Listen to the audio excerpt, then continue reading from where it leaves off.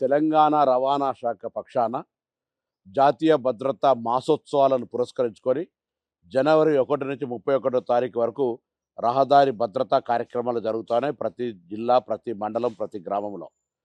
తెలంగాణ రాష్ట్ర ప్రభుత్వం పక్షాన రాష్ట్ర రవాణా మంత్రిగా విజ్ఞప్తి చేస్తా ఉన్నాను. తప్పకుండా ఈ కార్యక్రమాలు 31 రోజుల పాటు జరిగే కార్యక్రమాల లోపల పాల్గొనండి. ప్రతి విద్యార్థి వాళ్ళ తల్లిదండ్రులతో ఒక హామీ పత్రం, రోడ్డు భద్రత వారోత్సవాలు, రోడ్డు భద్రతను పాటిస్తామని ఒక హామీ ఇవ్వండి. అదేవిధంగా ప్రతి పాఠశాల రోడ్డు భద్రతకు సంబంధించినటువంటి ఒక క్లబ్లో జాయిన్ కాండి. రవాణా శాఖ తరఫున సూచనలు పాటించండి. హెల్మెట్ ధరించండి, మద్యం దాగి నడపకండి. అదేవిధంగా రోడ్డు సిగ్నల్స్ను, జెబ్రా లైన్స్ను కరెక్ట్గా పాటించండి. రాంగ్ రూట్లో ప్రయాణం చేయకండి. అతివేగం మంచిది కాదు, త్రాగి నడపడం మంచిది కాదనేటువంటి ప్రధాన సూత్రాలతోటి ఒక ప్రాణం విలువను చెప్పే ప్రయత్నం చేస్తూ ఉంది రవాణా శాఖ.